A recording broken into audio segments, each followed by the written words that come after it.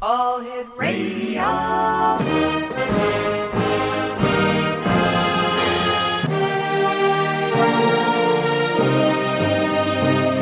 Welcome to the X Zone, a place where fact is fiction and fiction is reality. Now, here's your host, Rob McConnell.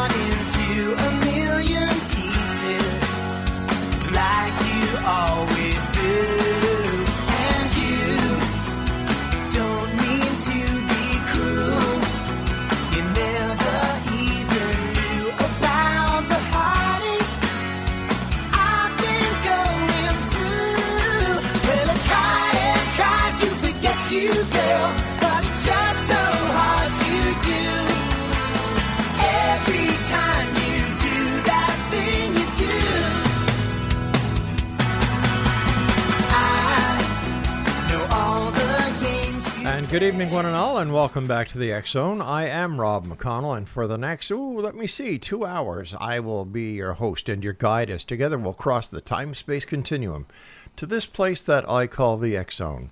It's a place where people dare to believe and dare to be heard. It's a place where fact is fiction and fiction is reality.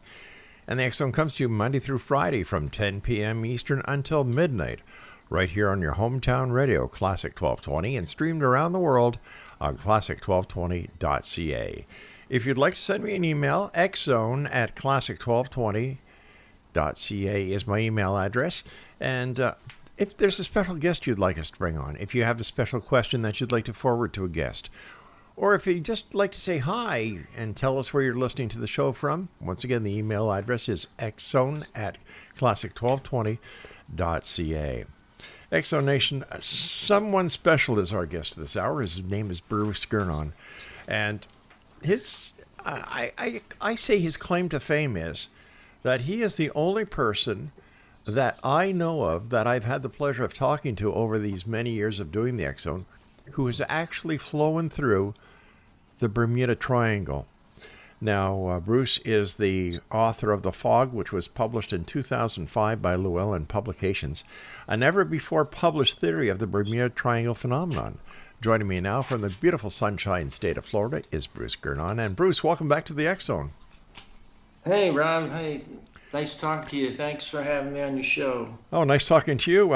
It's not very often that I have the pleasure of talking to someone who's flown through the Bermuda Triangle. And for those listeners who may not have had the opportunity of hearing you before or seeing you on any of the 60-plus documentaries that you've been on television, tell us a little bit more about yourself and what it was like flying through the Bermuda Triangle. Well, it happened a long time ago, and I noticed you said your show has to do with the space-time continuum, and that's what happened to me. Mm-hmm. It's all about the space-time continuum, but it was back in December of 1970 when I had this experience flying a Beechcraft Bonanza, mm-hmm. and it was in the Bahamas. We had flown to Andros Island. It was my dad, he and I, and our business partner. And my dad was a pilot also. And I was the head pilot of whenever we flew, pilot in command. Mm-hmm. And we flew from Palm Beach International routinely. We were working on a development project in Andros Island. And the flight was 215 miles if you flew direct. Right. And it usually took about an hour and 20 minutes to make the flight, mm-hmm. depending on the winds, headwinds or tailwinds. It could take an hour and a half. And we spent the night there working on our project, and then we planned on taking off early the next morning. But when morning came, it was thunderstorms everywhere over the entire island. And I've seen a report of the weather that showed that the entire island of Andros, and that's the largest island in the Bahamas. It's 40 miles wide and 110 miles long. And that entire island was covered with a thunderstorm back in 1970. And I just recently learned that there's something they call forensic weather investigations nowadays, where they've got computers that can get all the data that came from a long time ago.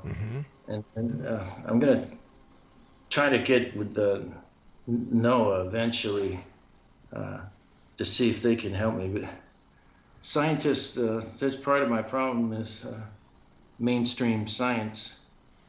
They don't recognize the Bermuda Triangle.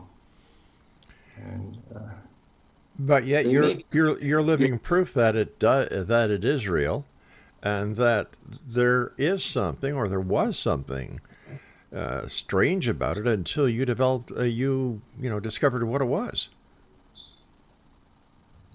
In Israel? No, in the Bermuda Triangle. Well, I believe I've discovered what it is. What the main problem that causes all these disappearances. I call it an electronic fog.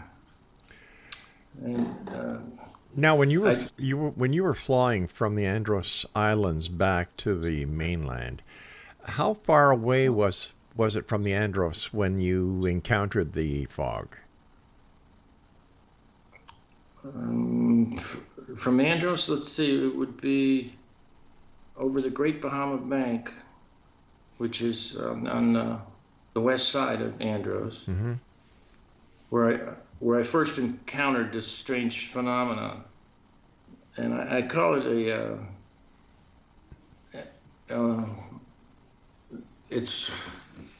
I got a name for this, some new terminology. I hope that science will eventually pick it up. But the particular storm that I flew through over the Bahamas, I call a circular vortex squall. No. Because it was circular shaped.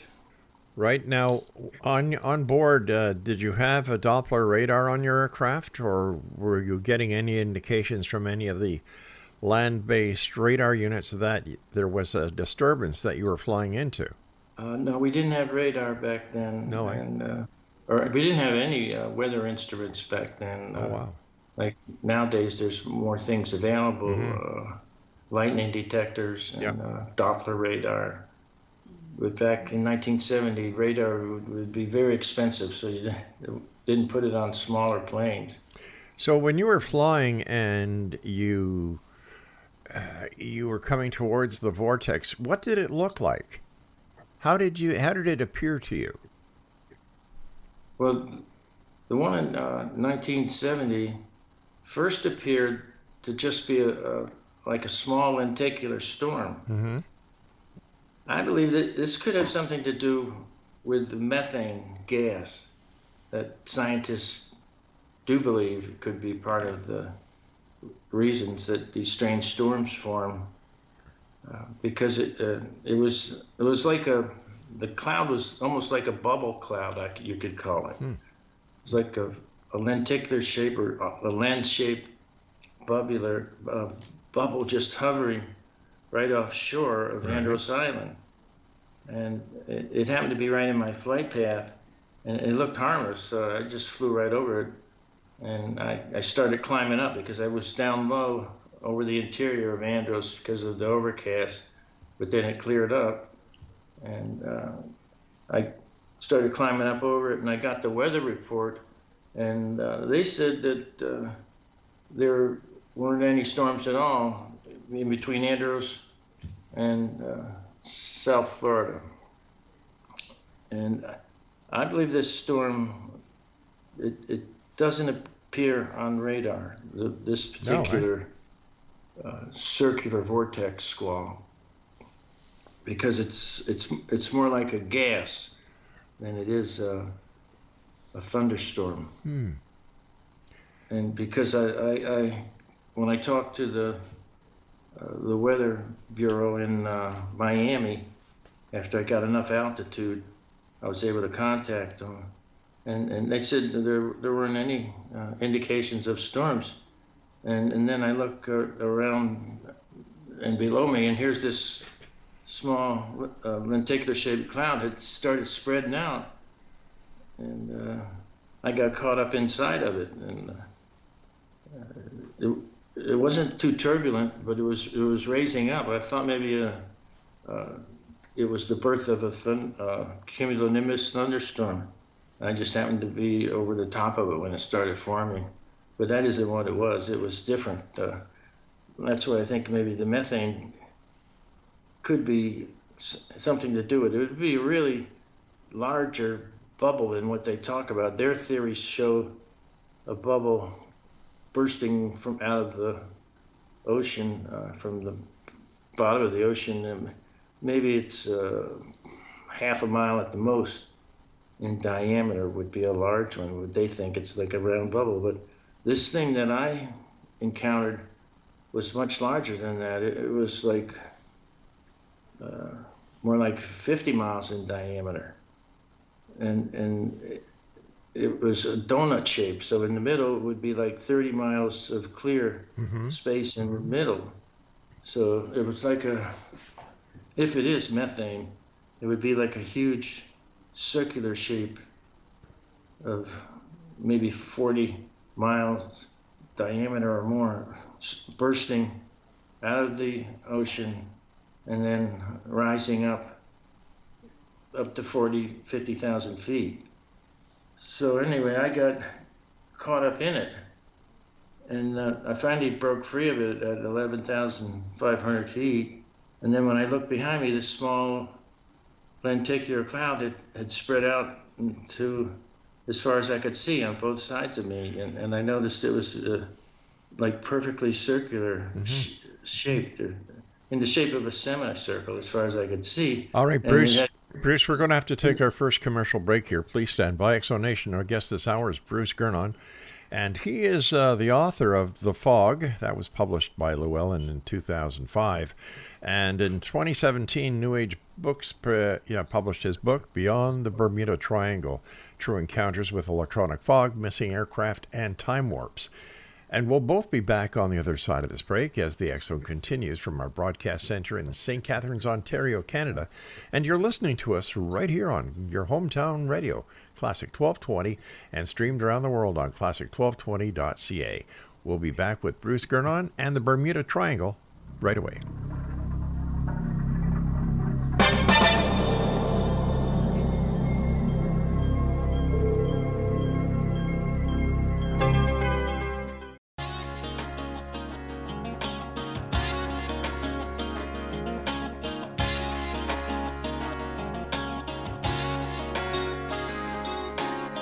I say I love you? Need I say I care?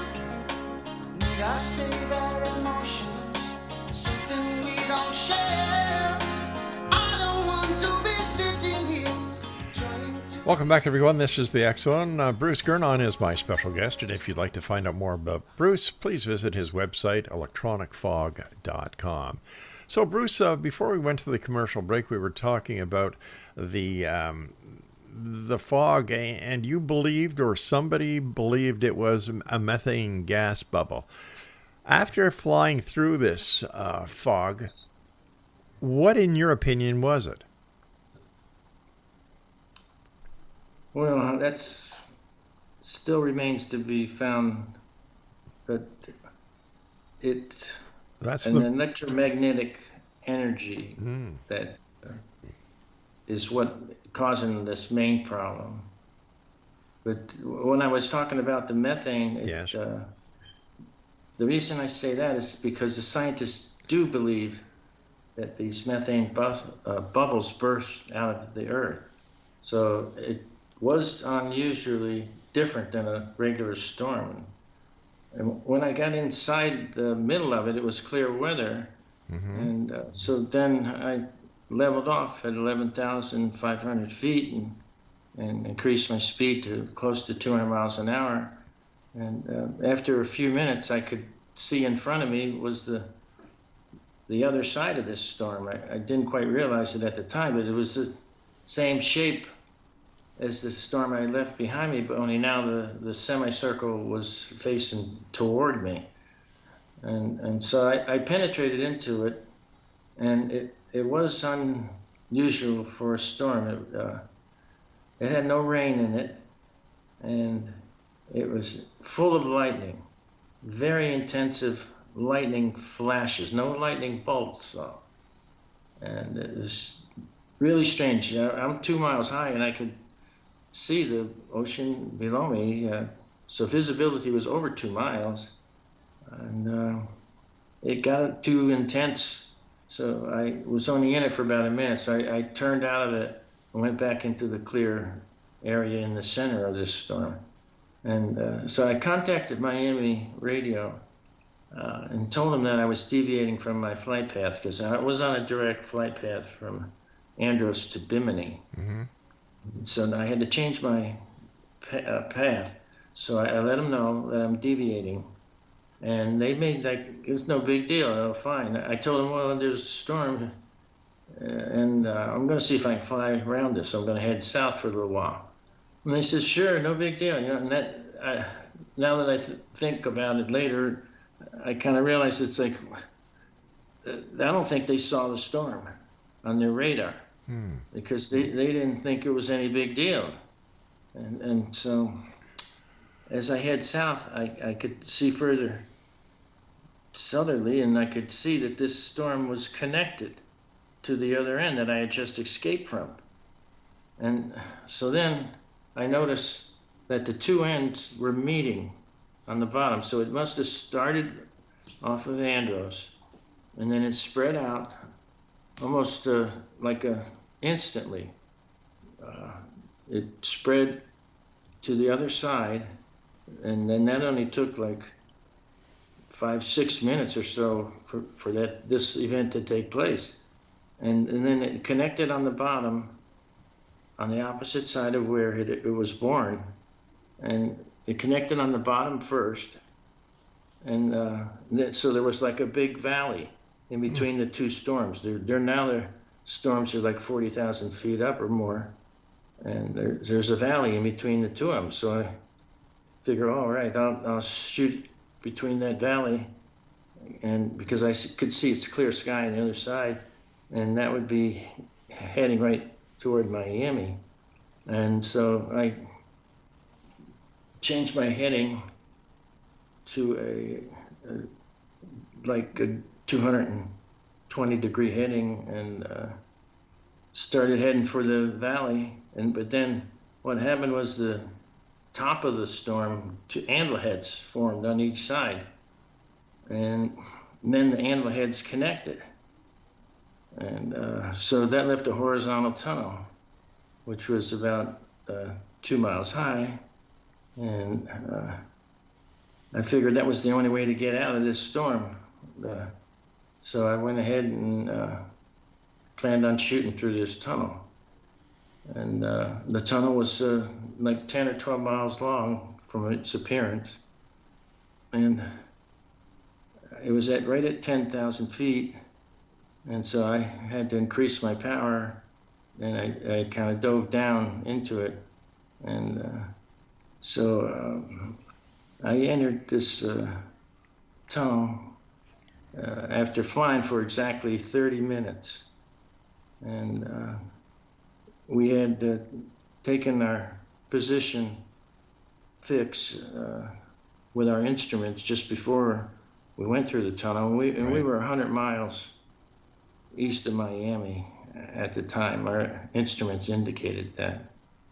And so then we entered this tunnel, and I call it a tunnel vortex, or you could call it a time tunnel vortex. Yeah. or a thunderstorm vortex tunnel. There are similar ones in nature, but this one is different, and that's why I called it a circular vortex squall. Now, Bruce, tunnel in, and that's the most incredible part is when I went through this tunnel. now while you were going through the tunnel, was there any malfunction of the equipment you had in the aircraft? Was the radio still working? And since you were only 100 miles off from Miami, did Miami have you on radar at this time? No, they couldn't find me on radar. See, Really? but the incredible thing about the tunnel was that when I looked at it, it was clear Mm-hmm. to the other side. But something happened when I entered the mouth of the tunnel. Something incredible happened. Its appearance completely changed. How so? And that has something to do with, I believe, it has something to do with something that one of Einstein's theories called length contraction. It's related to his famous E equals mc squared. And what it is a theory that when a body approaches the speed of light, while it's traveling through something, it will appear to contract. And then also it would appear to rotate. And this is exactly what I was seeing. All of a sudden, this 10-mile long tunnel apparently somehow contracted, because it should have taken me 3 minutes to fly through it. Mm-hmm. And it only took about 20 seconds. And then along with that, it started rotating, like there were some small scattered clouds that seemed to line up and hover just off of not too far off the walls of the tunnel, but they rotated counterclockwise while I was flying through it. And it was that absolutely incredible what was going on there. And this is where I believe I was experiencing this phenomenon of length contraction. Somehow it would be like I was traveling faster than the speed of light. Faster than the speed of light. That's pretty darn fast. Was your aircraft built to withstand that speed? No, it couldn't. No, eh? But it has something to do with my latest research called quantum entanglement. Okay. And so when I came out of that tunnel, Mm-hmm. I should have been 90 miles east of Miami. But the theory is, and this is the latest thing that I believe is what happened. East of Miami. I didn't come out of that tunnel 90 miles east of Miami. I came out of that tunnel 10 miles east of Miami. You see, so somehow I was teleported. It's called quantum teleportation. Oh, okay. And it was just recently proved to be a fact. They've done it in the laboratories. They can transfer particles from one space to another. All right, help me understand something here. Now, the Bahamas are east of Miami, right? Yeah. Okay, so when you went through this time warp, did you pass Miami, or were you just closer to Miami than you should have been? Closer than I should have been. Okay, all right. 10 Now, miles offshore. 10 miles when I offshore. came out. Yeah, so when I came out of that tunnel in quantum teleportation, at the point where I came out of the tunnel, the plane would disappear and instantly reappear in another spot, another area, which in this case would be 10 miles offshore of Miami. So this, and while I came out of that tunnel, this is where the electronic fog attached to the aircraft. This is where my theory comes in, where electronic fog is created. All right, by we these have to take tunnels. our commercial break. But when we come back, I'd like to talk about the electronic fog, and this is a fascinating story. Exo Nation, our guest this hour is Bruce GERNON. He is the author of two books, The Fog, which was published in 2005, and Beyond the Bermuda Triangle, published in 2017. And for more information on Bruce, visit his website, electronicfog.com. This is the X Zone. I'm Rob McConnell, and you're listening to us on your hometown radio, Classic 1220. And we'll both be back as we continue investigating the Bermuda Triangle this hour here in the X Zone. Don't go away.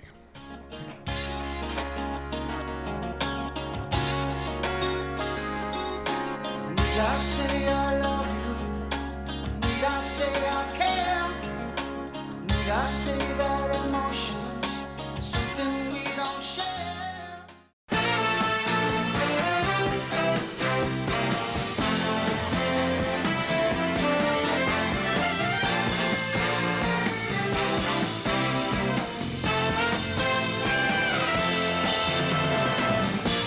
I see you each morning, and in silence I say, pretty lady, I love you, but I know there's no way that you'd consider my love, girl, 'cause you don't have the time. So I try to conceal it, so you can't read my mind. Exo Nation, Bruce GERNON is our special guest. We're talking about Bruce's flight through the Bermuda Triangle and through what he calls electronic fog. His website is electronicfog.com. And Bruce, welcome back. And please tell us about the electronic fog. Yeah, Rob, this fog, I believe, is created inside these vortex tunnels. And the vortex tunnels are almost always about 2 miles high, and they form in between thunderstorms. And it's just a part of nature. But this particular one that I went through seems to be a little bit different than the typical thunderstorm vortex tunnel, because it was large and circular shaped Right. and might have something to do with methane gas. But the tunnel, I believe, is the same all over the world where these thunderstorms form.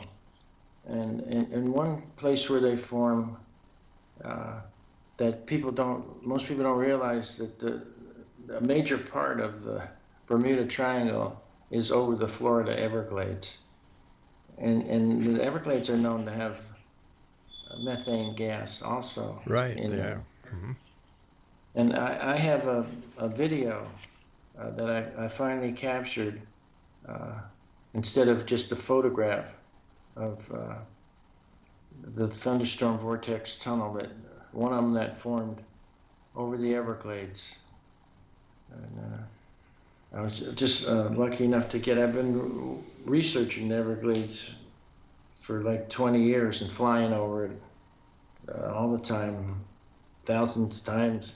I've flown over it, and I've seen quite a few of these vortex tunnels, but never got the video one.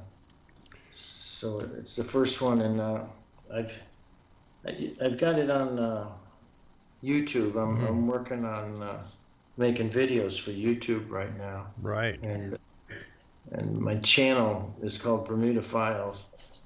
If anybody would like to check it out on YouTube. And then also I've got a new book called Bermuda Triangle Survivor, and it's a little shorter than my other books, but it's concentrated on the more details of exactly what I experienced. And it's kind of written for like not regular scientists, but student scientists, let's say.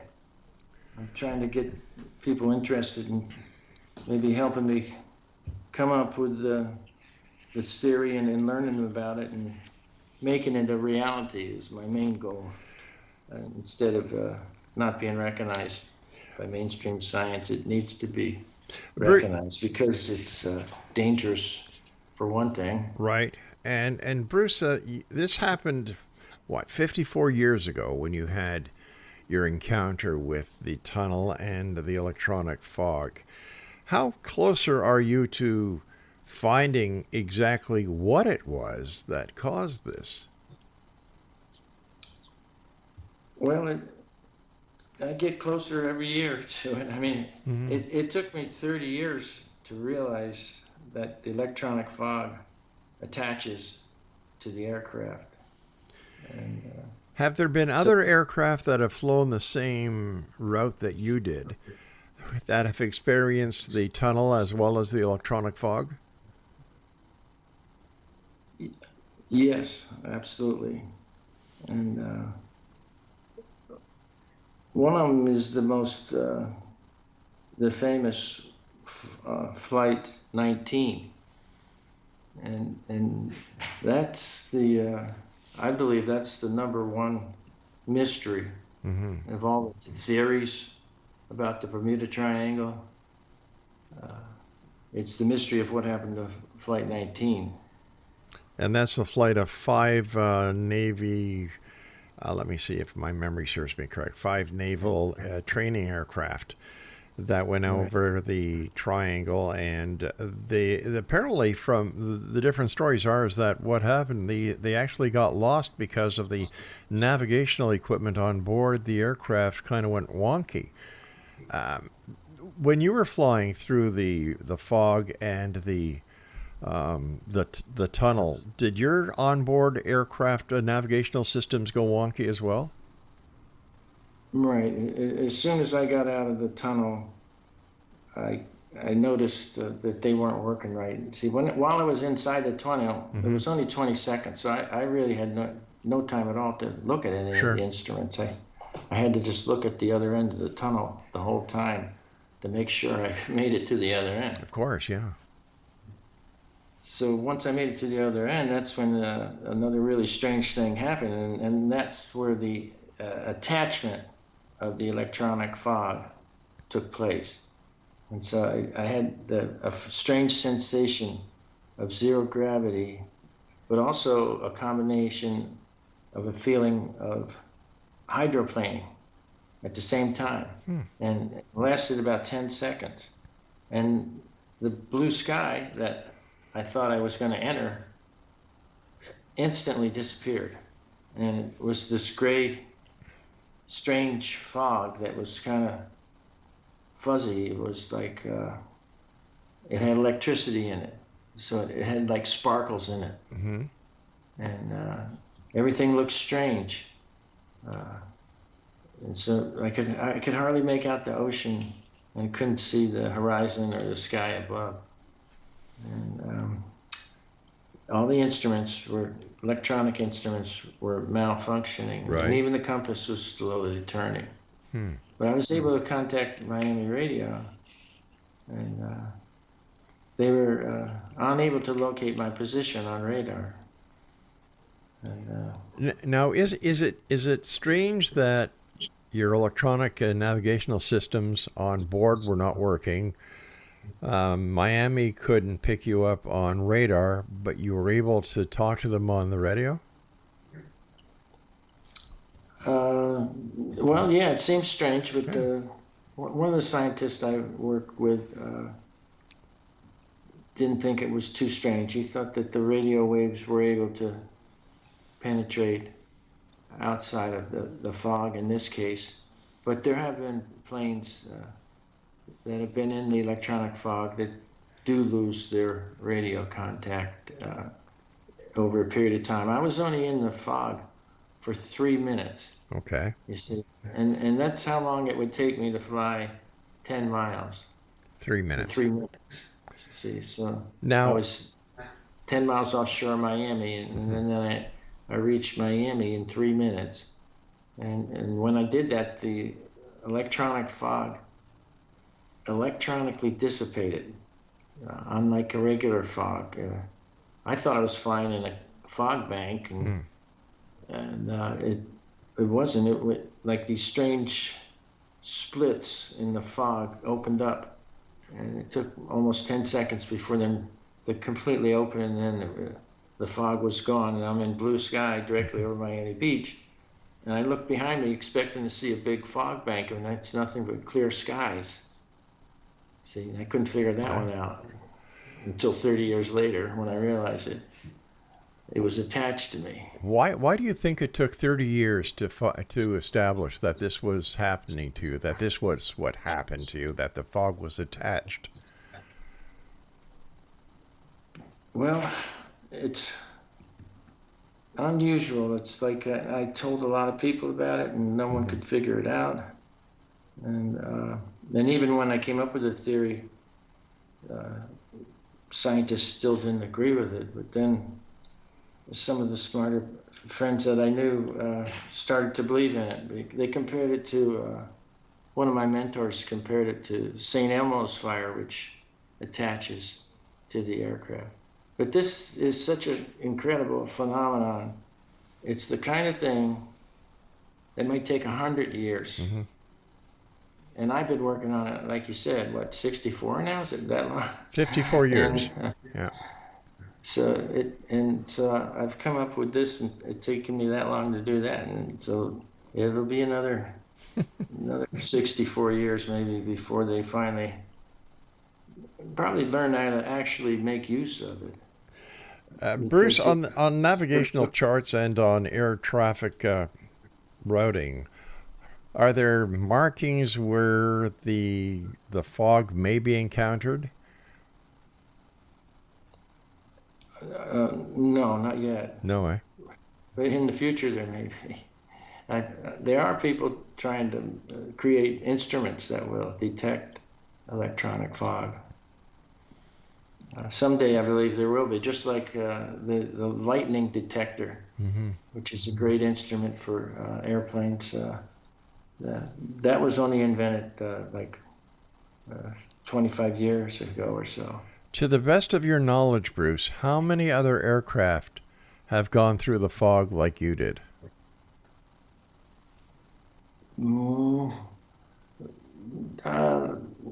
I don't know for sure. I mean, it could be hundreds. Wow.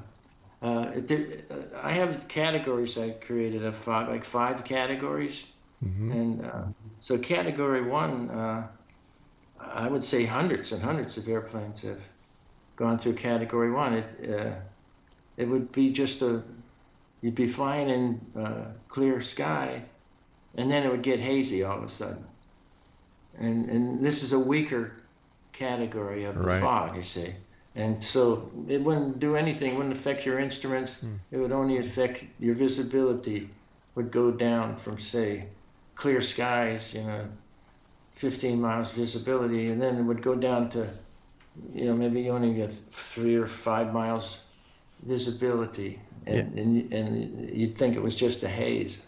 Bruce, the time has come when I must say so long with you for this show, but we'll have you back on in the future and talk to you about your Bermuda Triangle Survivor book as well as Bermuda Triangle Legacy. So Exonation, if you'd like to find out more information about our guest of this hour, Bruce GERNON, visit him online at electronicfog.com. That's electronicfog.com. When we come back, we're going to be talking about the Roswell incident right here on your hometown radio, Classic 1220, and streamed around the world on classic1220.ca. I'm Rob McConnell. Don't go away. I see you each morning, and in silence I say